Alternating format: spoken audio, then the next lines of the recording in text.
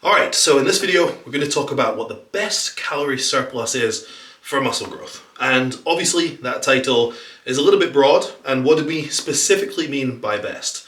Now in my previous video I talked about how long you should plan for a muscle growth phase, and I referenced the fact that oftentimes your muscle growth phase and the length in which you stick to or essentially allow for that outcome or that goal, how long you allow for a muscle growth phase, that can be cut short if you gain too much body fat. So one of the major things we're trying to consider here is maximizing muscle growth, of course, with our calorie surplus, but also minimizing body fat accumulation. Now, there is a very convincing amount of research out there, if you're paying attention to the literature, to display or basically to show that about a 10% calorie surplus above your maintenance calories will generally, on average across the population, maximize muscle growth. Now, I've got some caveats to that and some things we want to take into consideration before we take that as a blanket recommendation for everybody, but it seems like there's a lot of evidence to suggest that if you're an average person, a natural lifter who's quite happy plodding along, and you want to do this for a long time, you want to minimize body fat accumulation, about a 10% calorie surplus is fairly safe. So that means if you're burning about 2,500 calories on average a day, then we're trying to consume 2,750. Now, the thing about calories is it's not always exact, but that would be the rough guideline in order for you to adhere to. So for most people, that'd be the case. Now, as I said, I wanted to talk about some unique circumstances that are worth acknowledging still. And I don't believe that a 10% calorie surplus is appropriate for absolutely everybody. If you take a beginner, they might not need to be in a calorie surplus at all for the first 6 months to 12 months of their lifting life. And actually you can see amazing progress just eating at maintenance. And actually if you take a beginner and you get them to eat at maintenance calories for a year, but lift with heavy weights and do it properly and progress and sleep well and eat well and all those great things, you can see a nice recombing effect where they grow a bunch of muscle and they actually get leaner over time as well. So that's one of the unique circumstances that if you're trying to grow muscle, I wouldn't recommend a calorie surplus. Now, in every other circumstance, on average, I would recommend a calorie surplus, and I would actually say the very least that you should go for is about a 10%. And we can have confidence that on average across the population it'll do well because of the amount of research that we have these days. That being said, what you'll also find about your body is, let's say for example you plan for 6 months of a muscle growth phase. If you start consuming food at roughly a 10% calorie surplus, if you do that consistently for several weeks, what you'll find is your body weight might stagnate, your body weight might not change at all. Visually, you're not seeing any body fat accumulation.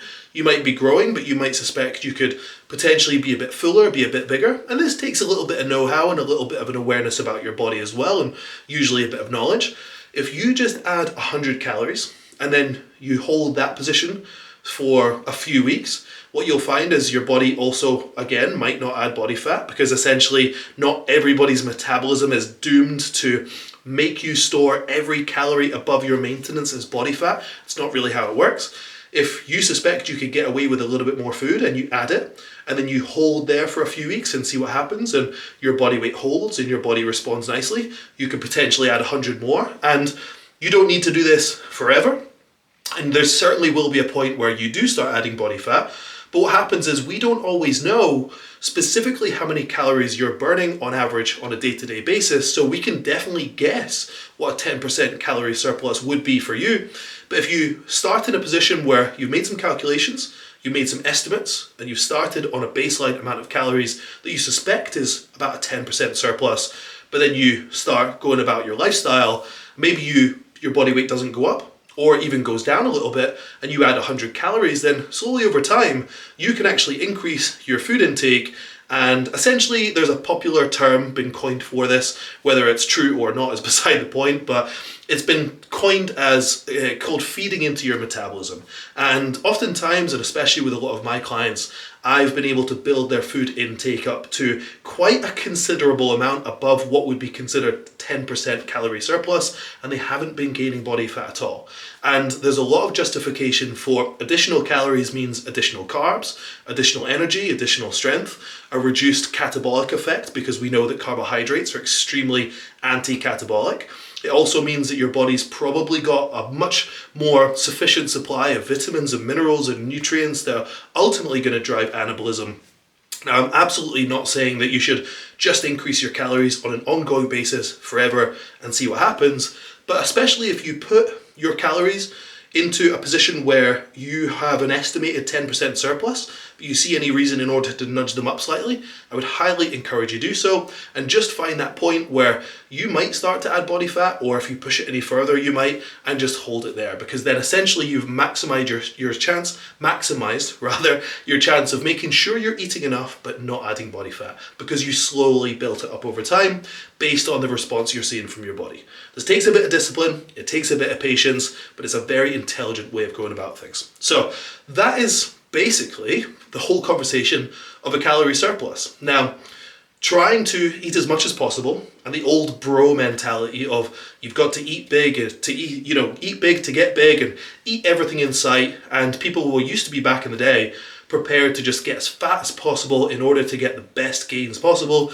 We know for a fact that that isn't necessary these days, and you are much better taking your time with it and more slowly adding body fat if you are going to, and essentially just spending longer in a calorie surplus if your calendar allows. So that's all my thoughts for when it comes to the best calorie surplus. Start modest, titrate up if you need to, and hold it in a position where you're eating as much as possible but without gaining noticeable amounts of body fat. And then the only caveat outside of those considerations that I would generally think is worth recommending is if you're somebody who is not natural and you're making use of anabolic steroids, then what's going to happen is you'll notice that your body can essentially tolerate and utilize a lot more food. So that titrating process, we can assume that we can titrate up probably about twice as fast. And there's absolutely more justification for somebody who's not natural to build their food up to far more considerable amounts, because generally, on average, the drugs will help them not just process and not just avoid or minimize body fat accumulation, it'll help them do so, but it'll also utilize it in order for growth as well. So the only consideration outside of that, and it's difficult for me to give you specifics because it's very, very relative to some additional considerations, but somebody like that should be considering titrating it up probably a little bit more aggressively. So that's it. If you've got any questions, drop them in the box, and I will see you in the next one.